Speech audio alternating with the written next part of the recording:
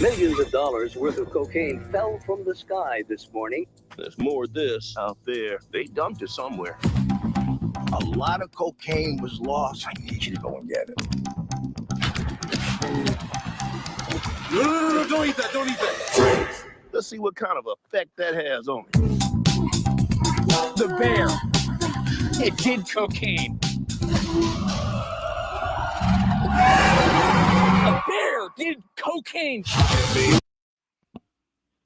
Hello and welcome to the Stew with JT Brew. We've got a special episode tonight. Toast. We are going to talk movie review, Cocaine Bear, one we went and saw a while back together. We've been wanting to talk about this movie for a long time. So if you haven't joined us before, usually we're a football podcast, we're a hockey podcast. We talk fantasy, we talk gambling. But we're going to, mix it up a little bit tonight, and we are going to do a movie review of Cocaine Bear. Toast, I know you're a huge horror movie aficionado.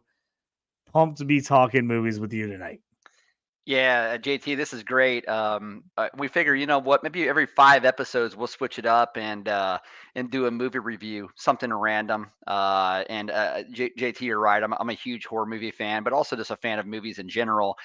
And JT, I'm not really sure how you got into podcasting, but really actually listening to podcasts, that is. I got to listening to podcasts probably back in 2013, 2014, when I really got into a lot of TV shows, a lot of movies I'd actually watch as well, especially maybe the Star Wars franchise. So I'd start to find podcasts I was interested in at that time. And really, ever since 2014, so maybe the last 10 years, I've listened to podcasts daily since then. So pretty pumped to be doing a movie review, considering like we're going back to the roots. Yeah, I mean, I got into podcasts just listening to sports, getting on listening to different things. Started listening to like a lot of comedians over the years. Joe Rogan was one I got into. A couple of friends were like, "Hey, send me some random podcasts you have with different comedians or interesting people." Got into that. Started getting into other comedians from there.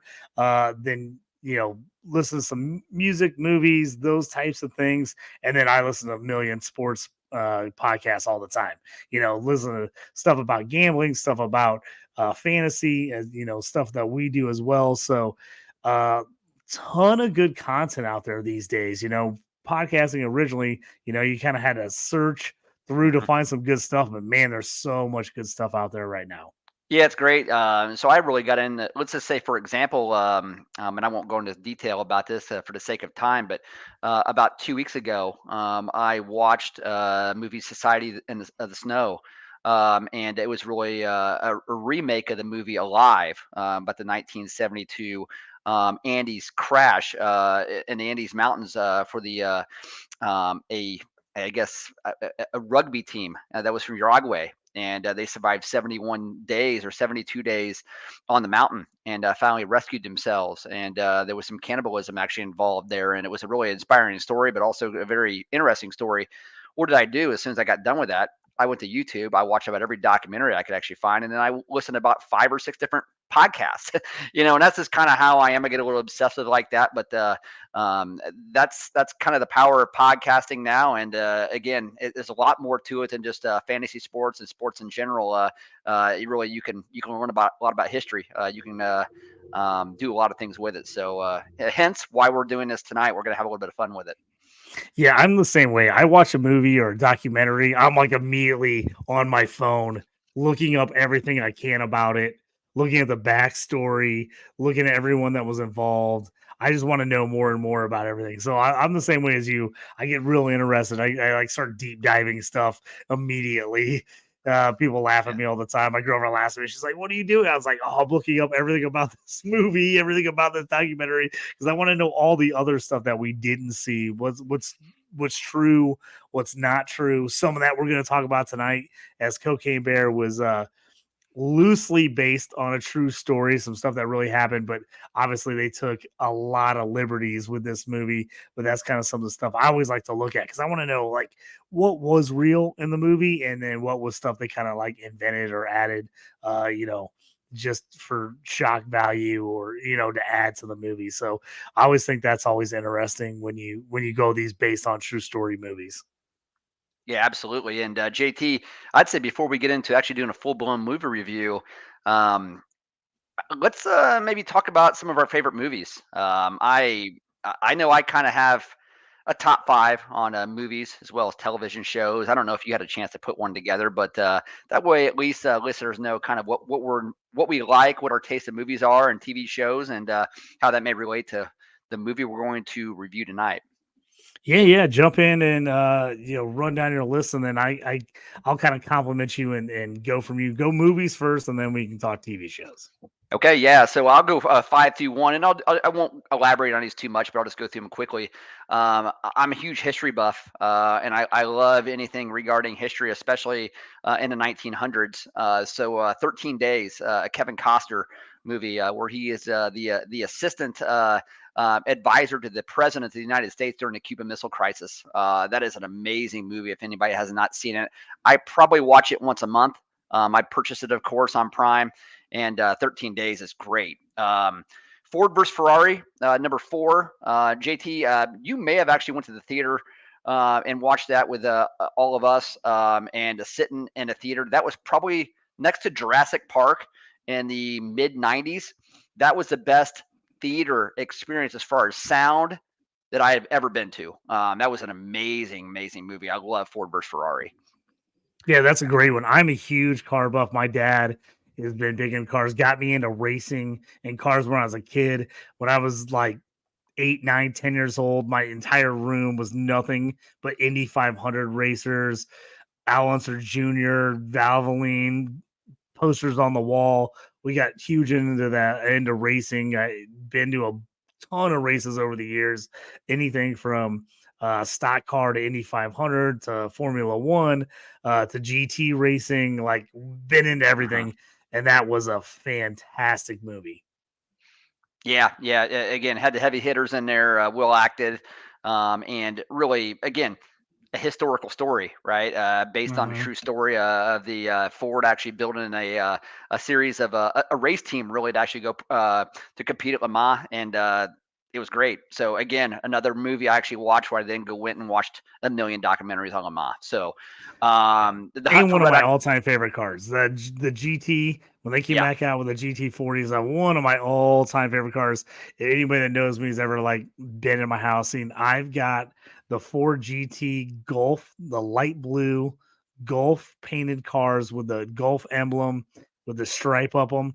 I have a million pictures of those. I have all kinds of model cars. One of my all-time favorite cars ever. I just think it's the coolest car ever. Love that GT, the Golf, everything about it. So yeah, that was one of my favorites. Yeah, at number 3, Hunt for Red October.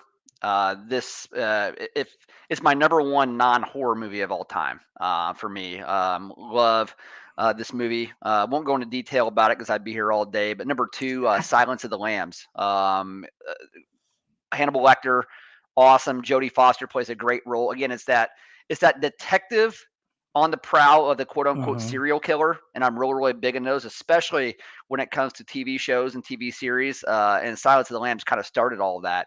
And number 1, as you guys can see behind me, Halloween, the original 1978. That is my favorite movie of all time. So John Carpenter's first major film after he actually had done a small film called Assault on Precinct 13, and Halloween is amazing. So JT, how about your top 5 in movies? So hard for me because I love every genre. And so it's like usually when people ask me, I break them into like my top 5 comedies, my top 5 Yeah. documentaries, my top 5 thrillers, my top 5 horrors, because I love so many movies. So it's always hard when you want to combine them all. But I threw a list together anyway. So this is a random list combine all. So number 5 for me is a super like indie film. Most people don't want it. It's called Out Cold. Now, there's a few out colds out there. So if you go look it up, it's the one with Zach Galifianakis. It is hilarious. It's about a bunch of friends that work on a mountain in Alaska. They're snowboard instructors. It's just pure comedy. It's absolutely hysterical. There's so many scenes I love in that movie. So that's one of my all-time favorites is that one. Number 4 for me is a movie that I just cannot stop and not watch it if it's on. If it's on, I watch it every time. It's the rewatchability is fantastic, and that's Training Day. Denzel Washington, a ton of great movies from him, but that is my ultimate Denzel movie. Training Day. I just love Training Day. Phenomenal. Um, I like the psychological thrillers, but I like stuff that's a little bit different and off the wall. People always make fun of me. They're like, "You like the weirdest movies," and I'm like, because I like stuff that's different. I don't want something that's exact same as everything else. Memento is one of my all-time favorite movies. Just about it. Anybody hasn't seen it, about a guy who has short-term memory loss, can't remember anything past about 30, 45 seconds in, and he's on a hunt to find his wife's killer. I just think that movie is absolutely phenomenal. The way they shot it, so many different things. It jumps back and forth. It's really a mind bender. You have to really pay attention to figure out what's going on. Love Memento. Uh, Probably my all-time favorite comedy, which is hard to say because there's so many I like. But Wedding Crashers is probably my favorite comedy of all time. It's probably because I quote that movie weekly. Is it built for speed or comfort, JT? I absolutely. I absolutely quote that movie all the time, and it's hard because there's so many I like. I love. There's so many other Vince Vaughn movies I love and other things. Old School is one of my all-time favorite as well. It was like right between Old School and Wedding Crashers. They're so close. I leaned Wedding Crashers just a hair, but I love Old School just as much. I really hate to leave Billy Madison off there because Billy Madison is one of my all-time favorite movies. But I wanted to give a little bit of love to multiple genres. So, and then my number one favorite movie is Braveheart. Seen that movie a million times. Absolutely loved it. I saw it in the theater a ton of times when I was in high school. Still one of my all-time favorite movies. So Braveheart. But I like a little bit of everything. I'll jump into my genres. I love comedy is one of my favorite, but thrillers. I love thrillers. Old School. I took a movie class in college, and we watched a bunch of old film noir movies, and got me really into film noir. Love when they do them right these days. I'm into horror. You've got me more into horror than I was before. I liked horror movies, but then you've really helped me see the nuance of a lot of horror movies. So I like that. And I'm actually, like you said, with history, I'm a huge documentary buff. Yeah. A really well done documentary. I just love documentaries. I love the true stories. I love history. So that's another one of those up there for me as far as film genres. Yeah, very good. Yeah, it's funny. You can almost you ever been to a job where somebody wanted you to take a pace litmus test? It's a personality test really, and you'll score out a different color. And really, what a lot of people, instead of actually taking a test like that, you can just see what people like to watch, their preference of movie genres and TV shows as well. And you could really just find that color right away. You can kind of see from my list, the majority of them are very serious films. They're historical films. They're based on something historical and true events. And it doesn't mean I don't like the comedy or whatnot, but more the serious more of the serious movies, and that does kind of fit my personality to some degree. But going to the TV shows, JT, I'm just going to go through these real quick. Number 5, Mindhunter. I watched a lot of that with Ben Dyer. Me and him actually watched a ton of Mindhunter together. David Fincher is the creator of Mindhunter. He's the one that did House of Cards. And really, it's about that behavioral science department being formed in the late 70s by law enforcement, and really coining the phrase serial killer.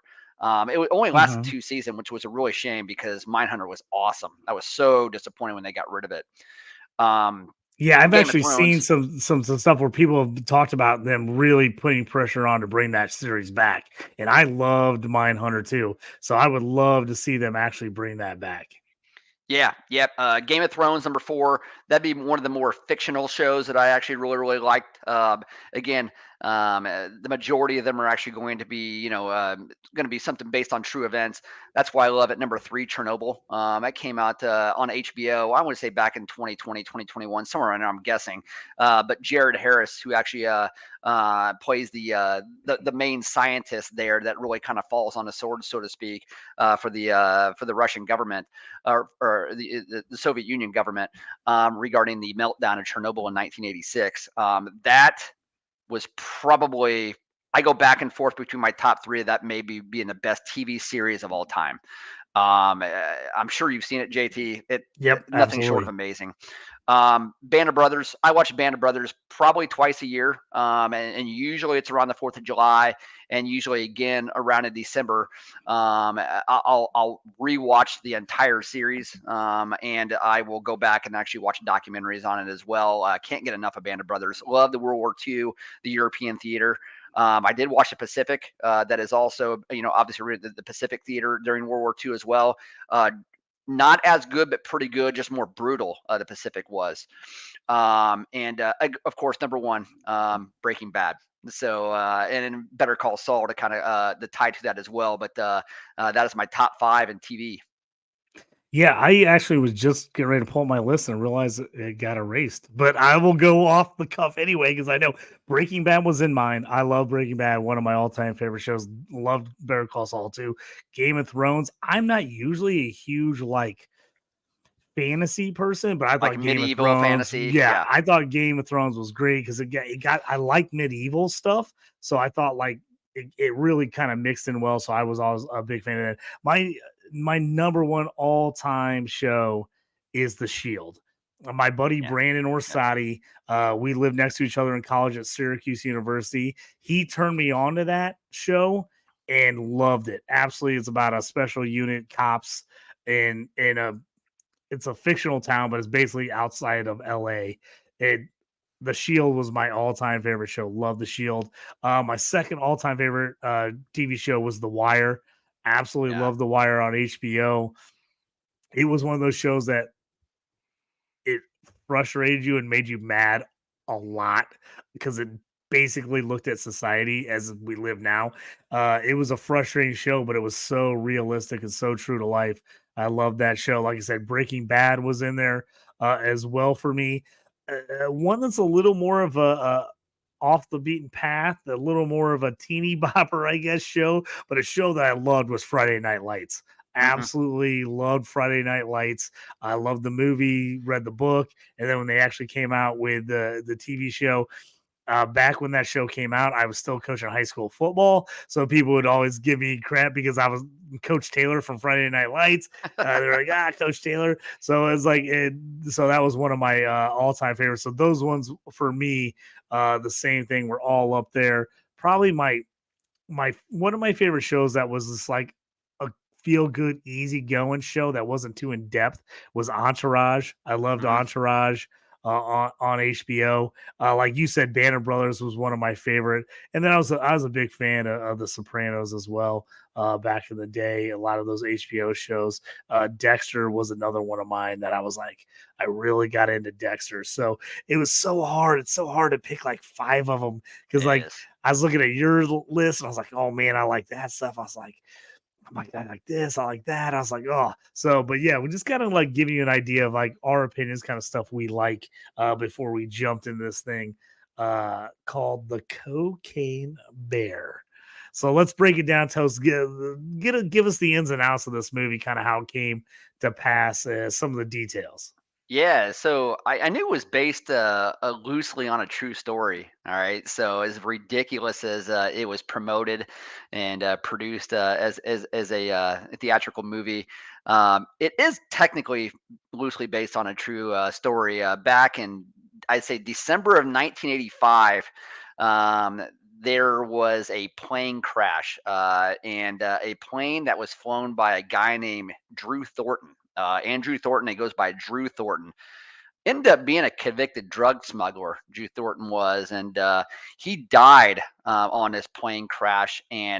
But from what we've gathered, and by actually reading a couple articles online, listening to a couple other podcasts and stuff, it's interesting about this Drew Thornton guy. Drew Thornton was a paratrooper in the mid 60s. And when the United States actually invaded the Dominican Republic, which JT, I'm a big history buff. I had no idea that ever happened. So I I didn't knew about the realize that Bay of happened Pigs and going into either. Cuba, but I did not know No, I we never actually knew we invaded the did that Dominican either. Republic. So So this was a guy that actually, he's a paratrooper. He actually knew what it was like to actually jump out of an airplane. He's a seasoned veteran doing it. So bottom line is his plane crashes. It was said that he was found with a large gash over his head when he actually. Now that could have happened by him landing on something in the forest. It could have happened any time, but you'll see kind of and we'll talk about this here in the movie. They portray it in the movie as if he's this kind of clumsy and kind of high on life, and really just jumps out of the plane with a bunch of 70s and 80s music going on in the background, and he actually hits his head on the on the door, on the outside yep. door of the plane, actually, as he's going out. Which, again, is kind of cool with this movie, because you would think that's ridiculous. That's just kind of a comedy spoof horror film, but they did their homework. That was actually a theory of what actually happened to him. They said, you know what? We'll just take this, we'll run with it, we'll make a comedy out of it. And I think they did a great job with the music on in the background. The first act of him actually jumping out of the plane.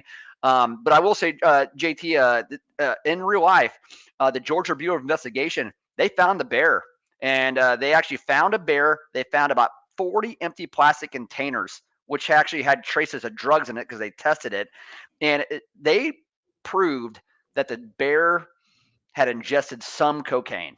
All right, so how much we don't know. And I actually even did a little bit of digging on the internet as well, and they said the bear, it's actually that exact bear stuff now. It's on display at the Kentucky Fun Mall in Lexington. So, How crazy is that? yeah, I mean, just ridiculous stuff like that. But this Drew Thornton guy, he came up as a paratrooper. Then he actually was a cop and become a crooked cop, where he would actually in a drug units confiscate the drugs, but then go ahead and take the drugs and selling drugs on the side, mainly marijuana. Then he actually kind of got bigger and bigger, and actually got involved with smuggling drugs from South America, and specifically to Lexington, Kentucky. That's where his ground was to actually sell drugs, and in the mid '80s. So again, loosely inspired, but I think they did a good job of that opening scene. If you're looking to really like delve deep into the real story of this, look up Bluegrass Conspiracy. Bluegrass Conspiracy is where they looked into it. It was a drug ring run by some cops and some higher known people in political office in Kentucky that was running all the way through Kentucky, Tennessee, into West Virginia in the mountains. So if you're looking to see kind of like the real life story, a lot of these guys were really connected high up in the government, knew people. Pretty interesting story. So obviously they loosely based this movie on that. But if you're really looking into kind of what's going on there, I know some people from Kentucky that were around during this time, and they knew some of these guys like personally, and they had some crazy stories. I'm not going to tell their stories because I don't have permission, but they told me some crazy stories about these guys and partying and all the stuff they used to do back in Lexington, Kentucky back in the day. So, but look up the Bluegrass Conspiracy if you want to see like a little more about, in depth about how they kind of worked and how things work. Because like really where this thing happened was kind of the end of that. This was like kind of what brought them all down. And anybody who survived and got past this point this is when they got arrested, and things kind of like definitely hit the end point for those guys. So, but pretty interesting. We'll get into the bear. Like I said, in the movie, the bear is a killer bear who gets addicted to cocaine, but in real life, it ingested a ton of cocaine and just died.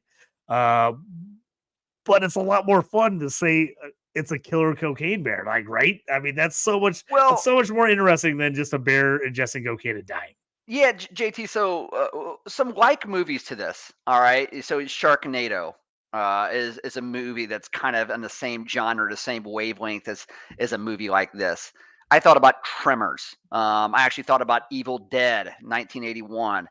Just the ridiculousness of it, the comedy aspect of it, but also really, really well done. And most stories or most movies like this, they don't have a very large budget. This one actually had a $30 million budget. It made 90 million worldwide. And most of that budget was actually used for the CGI of the bear itself, of course. But most movies that are kind of quote unquote that spoof movie, they don't go into the detail of actually portraying a character like Drew Thornton coming out of the plane like they did from the very beginning. But this movie did it, So I would say as we go through this podcast, we understand that this movie is ridiculous, but it was whole lot of fun, but also Absolutely. too ridiculous in the fact they actually did their homework and they portrayed it as well as they actually could. So I I thought that's I where just think this they did a movie great won. job. I agree. I thought that's where this movie won. You knew it was Yeah. going to be ridiculous. You knew it was going to be out of control, but I thought they just really embraced it. They embraced it and they went full-fledged into it. And usually the CGI and stuff is what ends up burying these movies. But they Yeah. did an awesome job with the bear. Great. I mean, I thought the bear work was phenomenal. The bear was great. Some of the little details that the bear did was just cracked me up. So I thought that was huge. And like you said, usually something like this is like a crazy idea. They have zero budget. They had great actors in this movie. He really Like did. they set it up really well. I know people who are like that movie was really dumb. And I'm like, It's supposed I to be thought that dumb. movie was amazing because it was supposed to be dumb and they full-fledged just accepted that this is the most ridiculous concept and we're just gonna go all out. And I actually thought they nailed it. I don't want to give it Yeah. away, the too much at the end, but I mean, I when we went and saw this movie, I was like, man, I thought they did a great job. Yeah, and JT, before we get into the actors here, what is and then the review of the movie, for a lot of the podcasts I listen to will actually give a disclaimer here and say, hey, we're gonna spoil the crap out of this movie. Okay, so I mean, if you haven't seen this, you don't want to actually be spoiled, go ahead and turn out the podcast now. Go watch Cocaine Bear and then come back and listen to the podcast. But for the sake of reviewing this and reviewing it in detail, we're gonna go into full blown spoiler on this, but with these actors, they're so I recognize the main the mom actress, Carrie Russell. She plays Carrie Sari Russell, on there. Felicity, dude. Yeah, and see, I never Felicity, when watched I was in Felicity. college, was Yeah, like the show everybody got together. I think it was like Thursday nights and watched Felicity. I had a total crush on Carrie Russell when I was in college. She did a great job. yeah. For me, the best actress in this entire film was Margot Martindale, playing Ranger Liz. She crushed Is it. an She was amazing. awesome. She's an amazing actress. I remembered her from Secretariat, playing the financial bookkeeper, for the horse farm and for the horse stable there in Secretariat. She can play that serious role. She can be kind of funny. She can also be downright scary and downright horrible, like she was in Justified and The Oh, Americans, and even yep. Million Dollar Baby playing the mom of Hilary Swank. She was awful person in that. She can do about anything. She was the best thing that happened to this movie, in my opinion. Dude, a lot of the best scenes were her. A lot of the best scenes were her. Like when I'm going back and I rewatched it, I was like taking notes. I was like, she was like perfect for that role as an 80s forest preserve person that's like somehow they let carry a gun, but you're like, how in the world did she ever pass anything that allowed her to carry a weapon?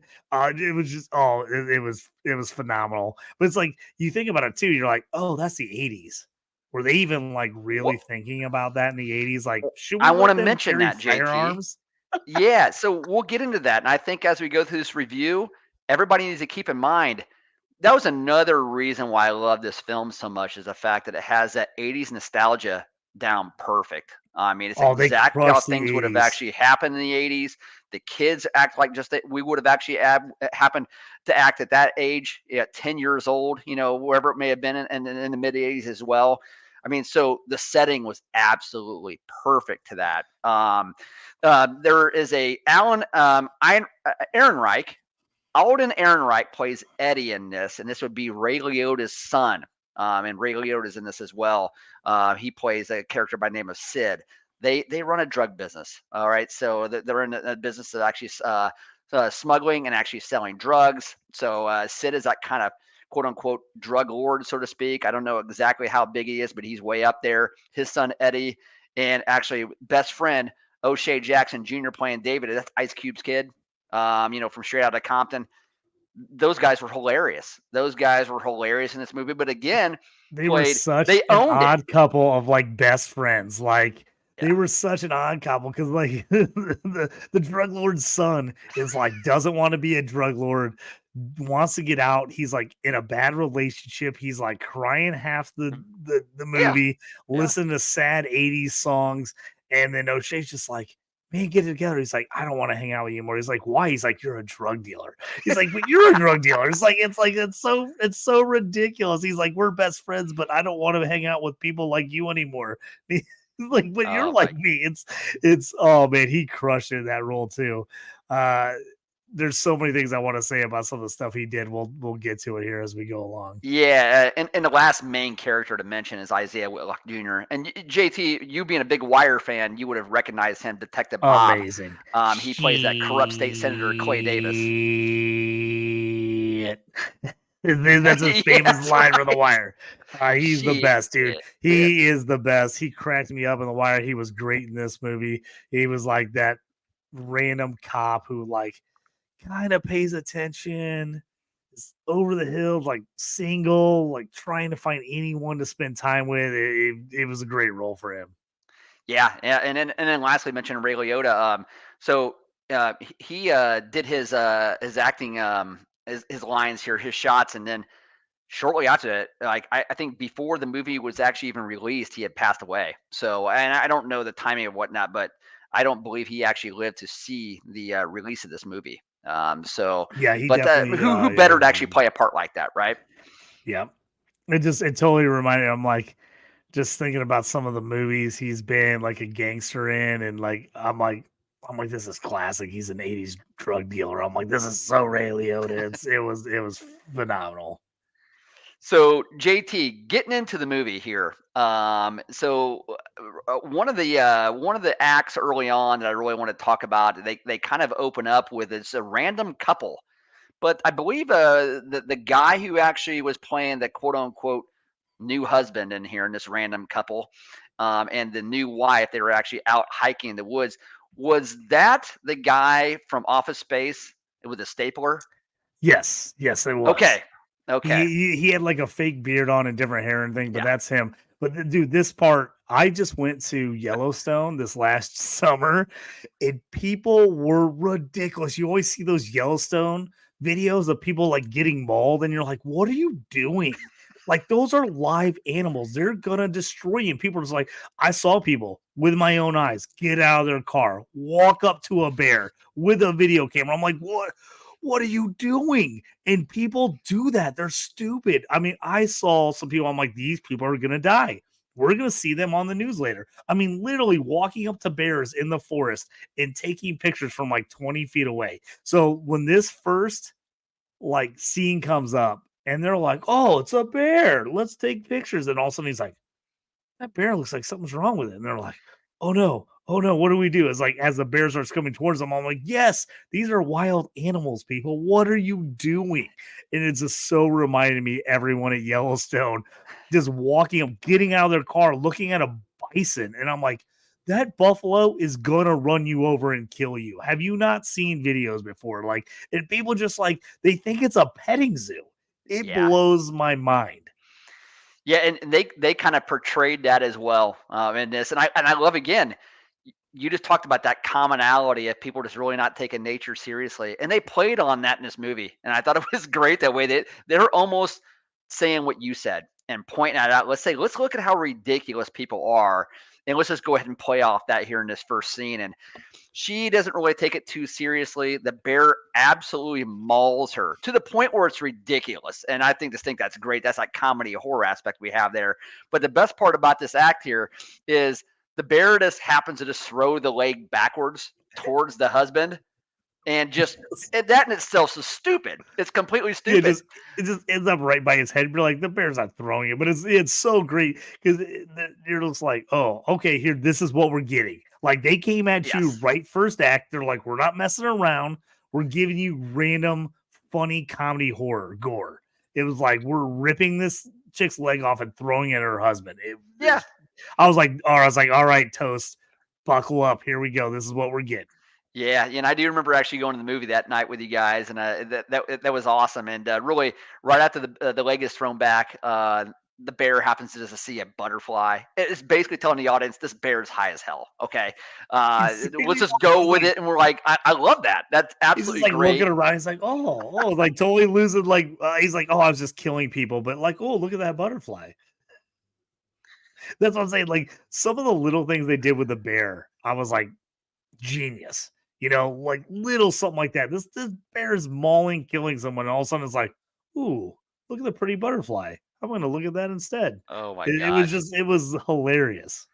So we mentioned Ray Liotta's role in this, kind of being that drug lord, the kingpin there, and sending really his son, and as well as son's best friend, Ice Cube's kid, there to, hey, you need to recover the cocaine. I need you to go there, a place called Blood Mountain in Tennessee, and I'm not sure if that's exactly where they were actually found. I want to say they were actually in Georgia, but nevertheless, I don't know. I think in real life they actually found most of the cocaine in Georgia. It was like the flight they were supposed to drop it off and some issues happened. It ended up getting spread out everywhere. Now these guys originally were from Kentucky that were running this, but like I said, it was a multi-state thing where they were running drugs. I think officially they were actually in Georgia real life. Okay, okay. Um, Fast forward just a little bit. I want to talk about a scene early on where it introduces Siri, her daughter, Dee Dee, and her friend Henry. So the reason why this entire relationship and all of their scenes is so real, and we kind of mentioned it before, because it's just like we would have acted back in the mid '80s. Hey, they're deciding they're going to ditch school. She wants to actually go up to the mountain, find a waterfall, do some painting, tells the kid he's got to come along. They're both skipping school. They're acting like fools. And what do they actually do on the way? They come across a block of coke. So Here, JT, like, what would you have done if you would have come across? Now, it's not saying you would have done any, I just have to tell but you, you would this have is done something stupid as a kid, right? oh, this is like one of my absolute favorite scenes in the whole movie. Like, I usually think that kid actors are annoying in so many movies. I have to be honest. I think they're just like they kill me in most of them. The two kids in this movie might have been my favorite characters.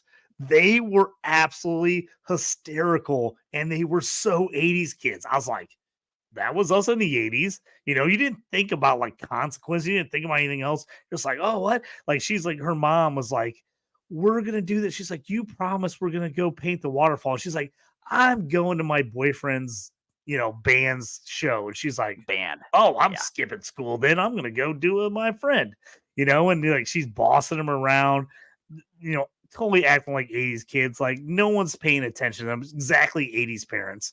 No one was paying attention to you. Like, mom just went off and did her Yep. thing. The kids are like, oh, yeah, get yourself to school. Figure it out. And they're like, yeah, we're just not going today. Dude, they come across this block of cocaine. And the little boy, classic little boy who's trying to, like, impress the girl he's totally into, was like, oh, yeah, cocaine? I do cocaine all the time. She's like, I've never seen you do cocaine. He's like, well, that's because you're not cool enough to hang out with me and my friends that do cocaine. And you're like, this kid's totally full of shit. But it's Yep. hilarious because he's like really trying to sell it. And then she's like, well, do it then. He's like, well, this is not usually the time I do it.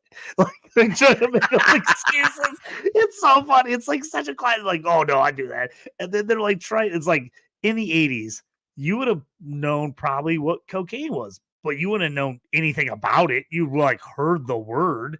You know what Well, I'm saying? yeah, And you these would have. kids are like, they're like, how do you do it? Like, they're like, I'm like, that would have been us as kids. If you would have came across a bunch of drugs, I don't care if it was cocaine, marijuana, you'd have been like, if you're 10 or 12 years old, you'd have been like, huh? I kind of know what this is, maybe, but I've probably never seen it in real life. And I don't know how to do it. And they start eating it because they don't know you're supposed to sniff it. They don't have any freaking clue. Because if you're 12 years old, would you ever think like, I'm gonna stiff something up my nose? You would never think of that. You would No, never think of that. So it's hilarious because they're like, I guess I'll eat it, and then they eat it, and they're like, oh my god, this is horrible. It's like one so. of the yeah, It's and so freaking hilarious, dude. It's like one of my favorite scenes of the whole movie. It's this absolutely was cracks me up. this was a great scene in the movie, and the reason I liked it so much is because we talk about that '80s nostalgia, and there was such a big in the mid '80s a drug push as far as say no to drugs, and with Nancy Reagan on commercials and stuff, Oh or yeah, the hey the frying an egg in the pan, hey, this is your brand, this is your bring on drugs, any questions? So if we would have come across something like that, we would have had an idea of what it was. But I think one of the lines they actually inserted in here, and I think they had either Henry or Dee Dee actually say that they knew it was drugs right away because they actually learned about it and they said it in a school assembly, which I just yeah, thought was exactly. freaking hilarious. If they Like, didn't because that bring it up in honestly, school, they that would would have have no happened. clue. They would have had no clue what Yeah. those drugs were unless they brought it up during school. And I also laugh because, like, there's one scene inside the forest preserve where they have a sign up, like, in the corner, you can barely see it, but it says "Say no to drugs." It has like the '80s saying. I was like, Yeah. that's awesome. Like, everybody who grew up in the '80s remembers the "Say no to drugs" like signs and all the stuff. But it's so funny. So they start eating the Coke, and they're just like, they don't know what to do.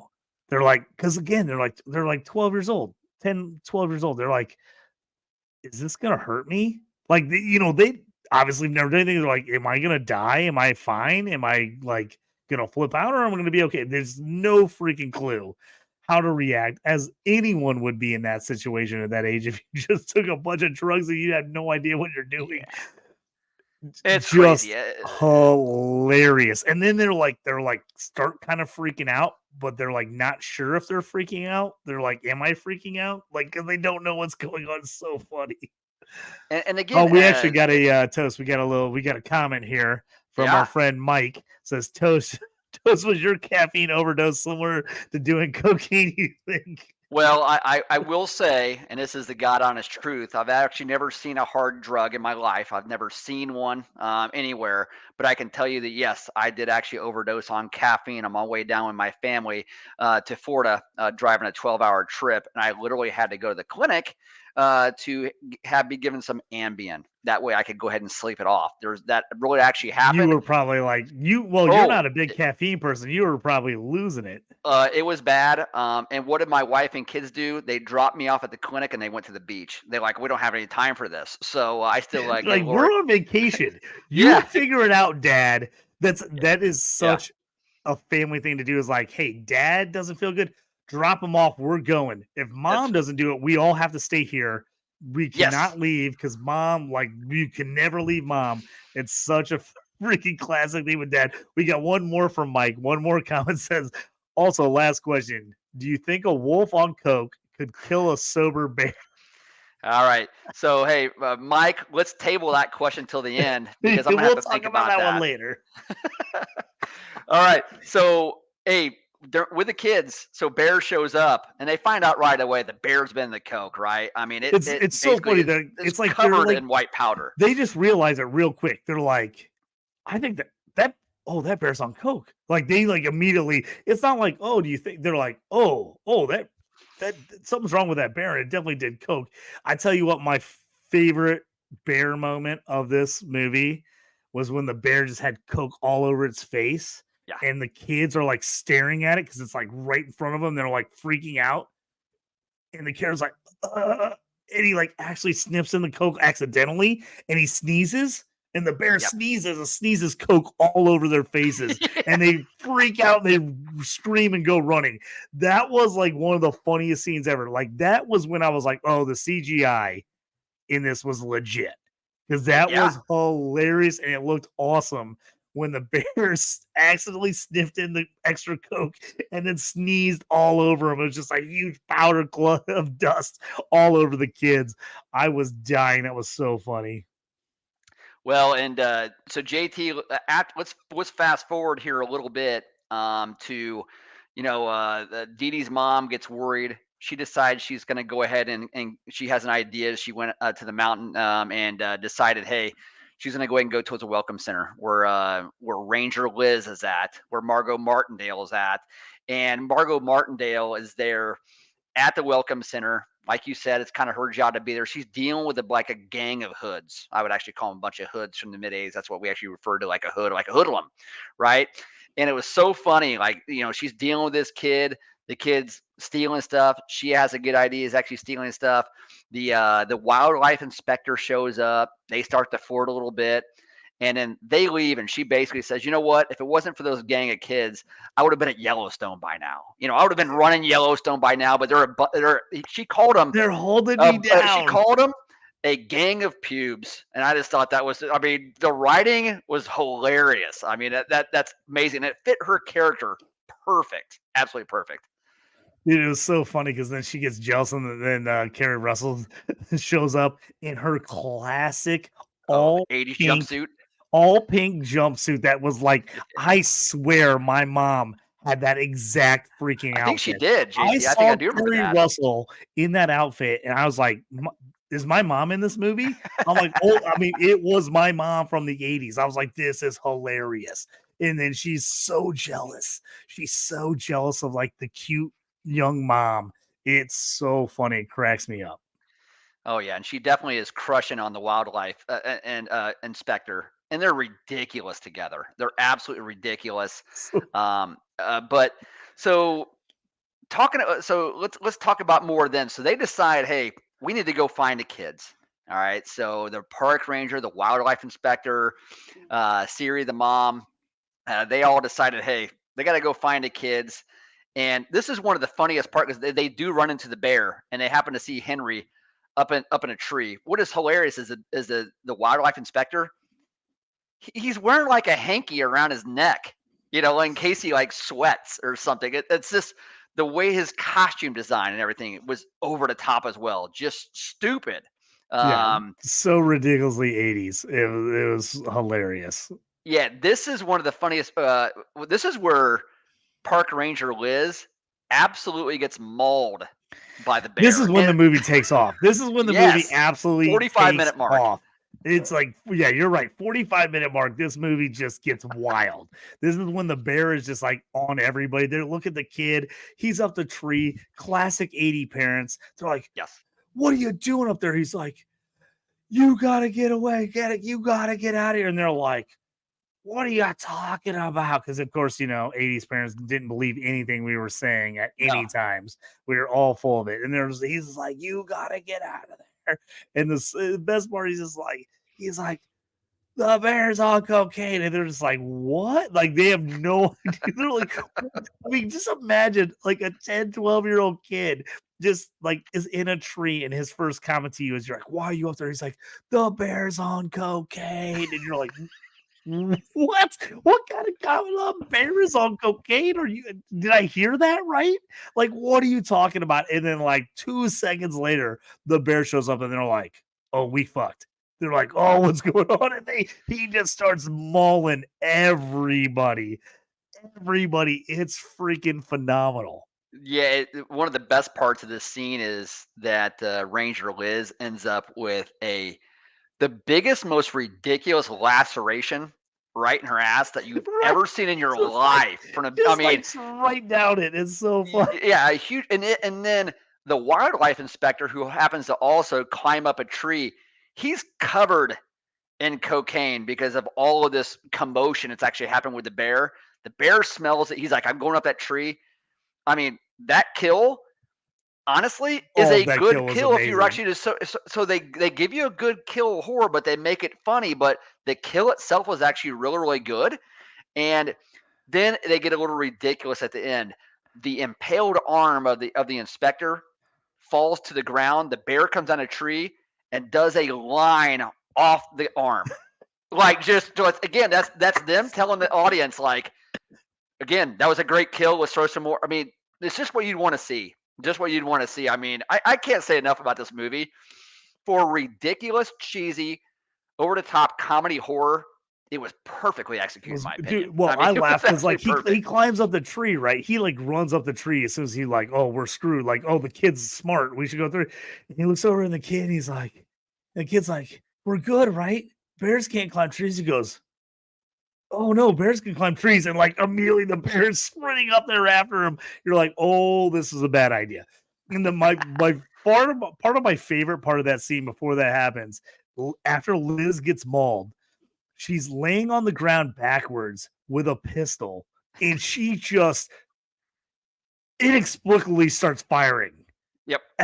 Just firing. Just and like the other guy's like, "What? You're shooting at me?" She's like, "No, I'm shooting at the bear." He's like, "It's like going on," because she's like not even aiming. She doesn't even see the bear. She's just literally just pulling off rounds with moms and kids, and everybody just, and she's like not even thinking about just literally unloading rounds. I was like, that is ridiculous. But So the funny. reason I think it's like great, it's great writing, is because JT, I could have seen her actually having a gun in the 80s and not being properly trained and actually having a Oh, gun absolutely. at In the a 80s, they wouldn't because have thought stupid about it. stuff They're like, yeah, happened you like have a that. gun. Yeah, dude, regulations in the 80s. Are you kidding me? I'm like, Yeah. you can have a gun. And dude, in that situation, of course she's going to just lose and start firing. Like, she's not going to think about, like, oh, am I going to hit this kid? What about, she's like, I'm shooting at everything. Anything that moves, she was just shooting at. It was freaking phenomenal. Well, fast forward and maybe another at the 1 hour mark, somewhere around there. They all find their way. When I say they all do, Ranger Liz, Siri the mom, and Henry, and a couple of the hoodlums. They find their way back to the Welcome Center. The bears chase them back there, and really they're in bad shape. And so what I think is great is they call an ambulance. The Rangers, like Ranger Liz, Margot Martindale's like, we're calling an ambulance. And they find out later when the ambulance driver shows up, she called in a concussion, which is just ridiculous in itself because given who she actually called it in for, I mean, a concussion, a blow to the head, or it's just funny. This is funny why she would actually do that. So these paramedics shows up, and this is kind of after a showdown with the bear. And it's funny because in Halloween, one of my favorite movies, they put a lamp on Michael's face near the end of the movie to kind of light his face up and kind of give him a little bit of light in the background as he's pursuing Laurie Strode. And they kind of did something similar with the bear. They lit up the face, they kind of illuminated them, showed them like that. So they're even kind of stealing the old horror movie tropes out of there. But Yep. honestly, it was really, really good. And one of the best parts of this entire scene when the ambulance, the guy and girl paramedic shows up, which they're absolutely off the hook. They're Well, they're not completely prepared at all. no. They're like they have no idea what they're stepping into. So what I liked about this one was she had a stethoscope on, checking Ranger Liz, and she's barely breathing at all, and she's trying to say bear, but she's saying buh, buh, and you're hearing that right in the stethoscope. Which, think about if this was a serious horror film or a psychological thriller, that would kind of be scary. All right, Yeah. so they actually and then um, she finally with that stethoscope, she starts to increase her breathing when the bear starts to move, which again gives you that climatic part of the show that you're actually looking for. You know it's being increased. Even though this was a spoof horror moment, they did really good with that. I think that was just good writing in my opinion. Yeah, I liked it. The one thing I have to go back just a hair before that I have to mention because I thought this was just a great part was all the troublemaker kids end up in the cabin, and she's like, "There's a wild bear loose." Like she's like losing it. Like she's like by herself. At this point, Liz is like, I don't care about anyone else. I'm saving myself. She like gets back there. The kids are there. She gets all set, hands up, ready to fire, and tells him, open the door. Open the door. And he's like, what? She's like, just open the door. He opens the door, and she's going to fire and kill the bear at the door. She blows the dude's head off from behind because it's a terrible shot. It's like she all of a sudden is like, boom, and he's just like, I was like, that Takes the whole side of his face off. Yeah. the whole side of his face off. I'm like, this. I was like, dude, that part was amazing. I was like, that is a horror spoof. Great. She's like, oh, I mean, you've been seeing her shoot wildly the whole time. Yes. I mean, with zero accuracy.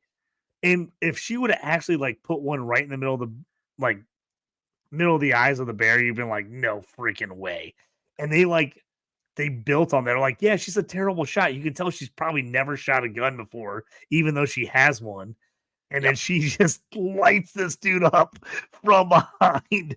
I was like, oh, and she's like, oh shit. She's like, I didn't mean to. It was just like, that part absolutely had me rolling, even though, I mean, sorry the kid died, but I was like, because that's exactly how I would have expected that to go. Like, oh, open the door. I'm going to shoot past you and kill the bear. Oh no, I'm going to shoot you in the back of the head before the bear can actually maul you. Hey, bear was on a rampage. It was on a high. It really wasn't feeling a whole lot. It was willing to do about anything. And really, that kind of leads to that next act where they finally get Ranger Liz loaded up in the ambulance, really with the bear and foot chasing. And to me, this was one of the not only funniest parts of the entire movie, but also too one of the best kills at all, and very realistic to some degree.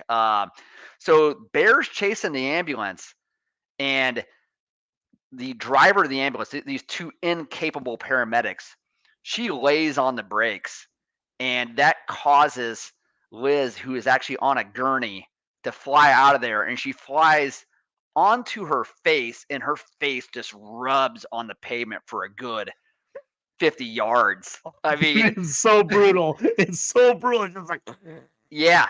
And the guy paramedic absolutely just gets destroyed. I mean, it would be kind of like I was watching a Rob Zombie movie. That's how ridiculous the gore was. But if you didn't know this was a horror movie, you'd be like, they did that really well. They really did. Like, I think they had a lot of good advice on this film, a lot of good special effects. Most of these films that are spoofed, you have the horror or you have the comedy, but the special effects are unbelievably cheesy. I think a lot of them were actually did well. They were very accurate on how they actually would have been portrayed. When the ambulance wrecks and she gets thrown the out the actual window? driver doesn't get killed. She ends up hitting a tree because the bear's in the ambulance, and killing the dude behind it. She's like freaking out. She ends up hitting a tree and goes flying out the windshield, and you could see her body roll on the ground. You're like, oh, that was pretty accurate. It looked like real. It wasn't it didn't look cheesy at all. I was like, oh, that was pretty good. And that's what I was saying on stuff like that. I was like, man, I love the fact that they embrace the cheesiness of it. They embrace the cheesiness of the 80s, but everything else was pretty on point. Yeah, absolutely it was. And so before we kind of go to the last scene here and really wrap this up, we should talk about maybe Jake and Eddie, who is Sid's kid and his best friend. And really their interaction with the inspector, Bob, I thought was kind of funny when they all met up at the gazebo looking for the duffel bags of Coke. And they start playing the Western music in the background, because they both have a gun, It's going to be the shootout, the old Western shootout. Yeah, at the OK Corral, they just, but this ridiculousness to actually do that. But also, too, Ice Cube's kid ends up getting a couple of his fingers shot off, and by the inspector, Bob, because they're having a shootout. And it's funny because I think he blew off the pinky finger and the middle finger, which even the guy pointed out. They were even smart enough to write and to point this out. How the hell did you get those two blown off? He was like, how did that happen? Yeah, I was like, that's wild. And he's sitting there, and he's mad because he's wrapping up his bloodied hand with missing two fingers, and he's ruining his favorite jersey.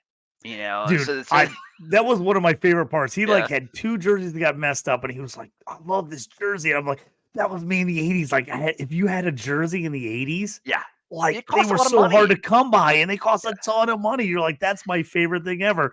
And I'll skip back because we skipped this briefly, but there's one scene where the hoodlum kids go in the bathroom and they try to rob him. Yes. And he looks at these kids like, are you shitting me? You're gonna try to rob me. And they're like, give it up. Like they're fucking punk kids. And he's like, bring it on. And they go to fight him, and he literally beats the shit out of these three kids. But one of them had a knife, and so like he gets done with the fight, and they're just he Doesn't just even realize trashes he's these impaled kids. with a knife. He just trashes these kids. He starts looking at his jersey, making sure his jersey's not messed up. And he's like, he's like checking himself, making sure he's got like no stab wounds. And he's like making sure his jersey's not messed up. And then all of a sudden he looks in the mirror, knife right in the shoulder, and he's like, you gotta be kidding me. He's so pissed. He's like, I love this jersey. It's like he's so mad that he got stabbed, but he's also mad because he messed up his jersey. It's so funny. It's like classic, like 80s kids, like, we're 3-on-1. We could take you. And they're just punk, like small kids. This guy's like, do you know who you're messing with? He's like, I am gonna destroy the three of you. It's such a good fight scene. It's just such like it's like the one hand-to-hand fight scene. You gotta have a hand-to-hand fight scene in a movie. I mean, you got to. It's absolutely hilarious because he just wipes the floor with these three punk kids. It's great. Yeah, and so near the end here, JT, and I love that sequence as well. And he even pulled out some karate moves, a little bit of the '80s karate. Gotta have karate in the 80s. Gotta have karate in the Yes. 80s. Come on. Yep. So Sid does show up, Ray Liotta. It's like, hey, I came down here to figure out make sure everything was getting taken care of, and Mike jumps in here and says nothing worse than a destroyed jersey. Mike, we 100% agree with you. Nothing worse than destroying your favorite jersey.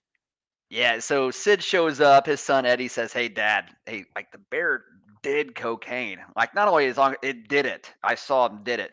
And dude, Bob, he eats the inspector, one of the best brick pictures. If you saw it when we played it at the very beginning, the little clip of the movie when they had the preview, he eats an entire brick of cocaine. Not like kinda, like chugs it down the whole thing at once. Yes.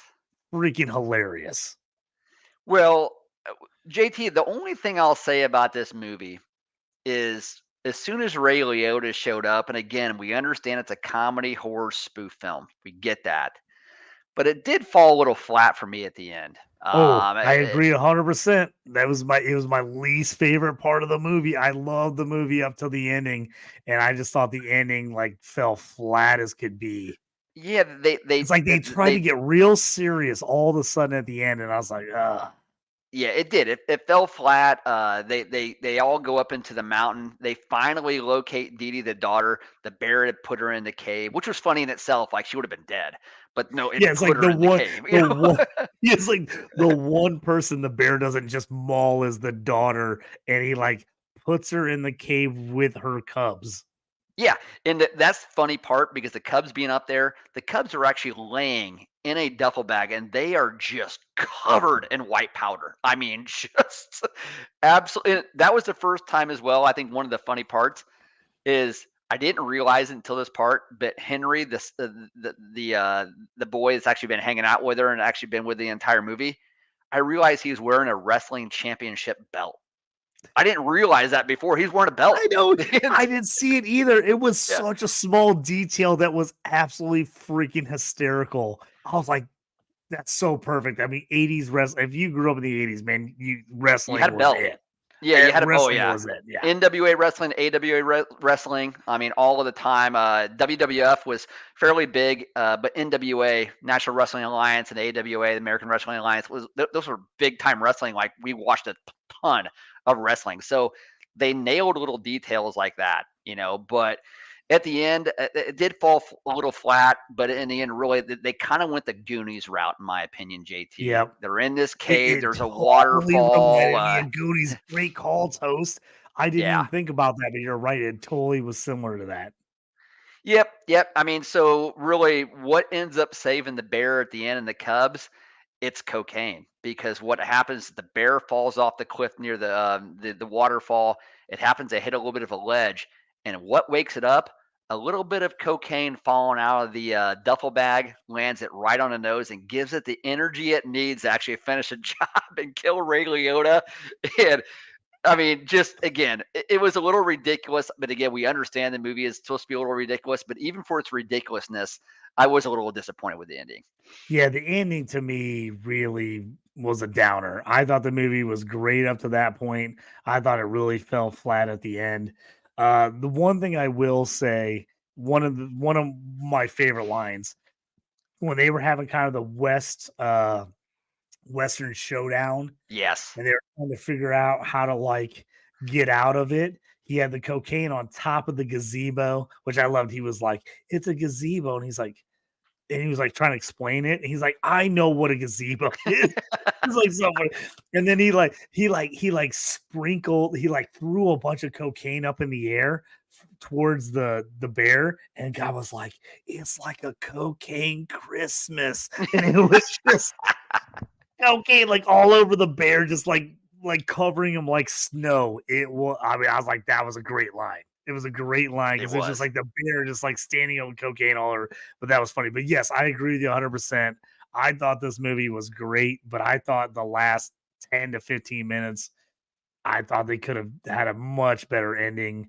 It was brutal. And then of course at the end they're like, "Oh, the bears still possibly live in the woods, blah, blah, blah." And they're like, in real life, we know the bear died, didn't Yeah. have babies or anything, but they're like, so that was the only part where I thought like the movie fell flat. Like you said, at the very end, I felt like I loved everything up until the ending, and the ending to me was just very blah. It seemed like super serious when everything else wasn't super serious throughout the movie. Yeah, yeah, and one part I did like at the very end, JT, and then we can kind of wrap up and maybe give our ratings on what we actually rate this movie. But they did all happen to find themselves back at the Welcome Center, all the quote unquote survivors at the end, and they were kind of playing the somber music. It was in the woods. The police were actually, and the cops were coming from a distance. You could hear the sirens. Everybody, it again, that cheese factor was there, but they kind of stole from the trope and from the setting of like a Friday the 13th movie on how Yep. everybody survived the night. They made it. They got back to the Welcome Center, and you're still in this cabin here in this forest setting, and here comes the cavalry. Here comes the cops to kind of help out. I mean, again, I think that's intentional. The why they did that, it was very intentional. They just wanted to almost slap the audience in the face and be like, "This is still a horror comedy. All right, don't Yep. forget this is what we're doing here."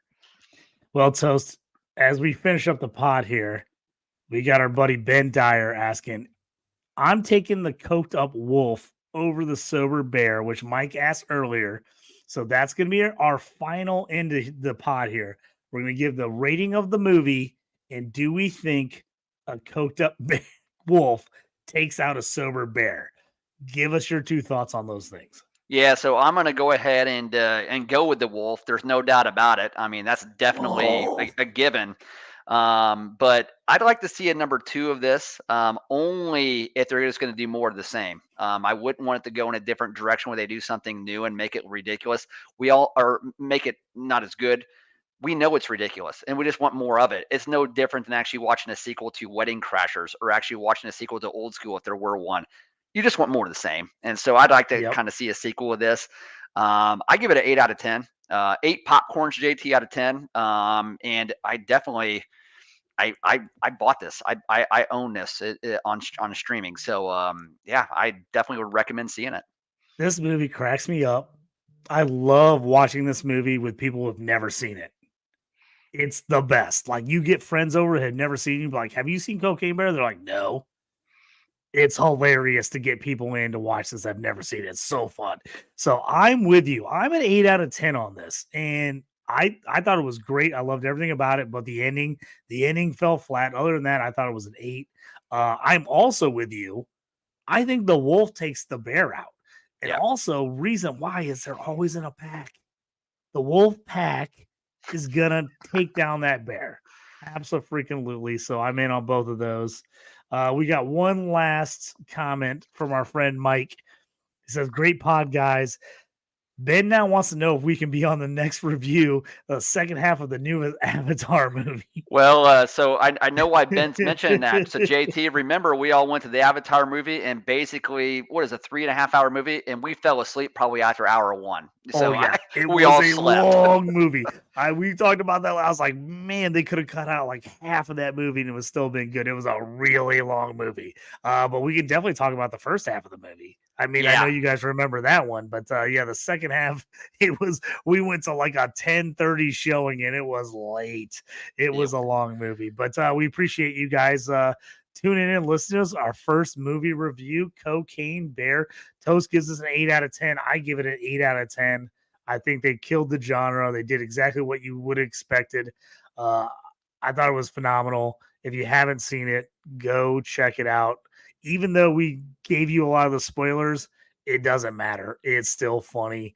You're gonna like it. The kids crack me up. They were the stars of the movie for me. I love the kids. They were hilarious. Yep, and JT and listeners, what we'll do from here on out, we're thinking that we'll go ahead and have our normal fantasy hockey podcast, along with the other podcasts that JT you actually do on Stu with JT Brew through Dynasty Pros with the football and the fantasy football as well.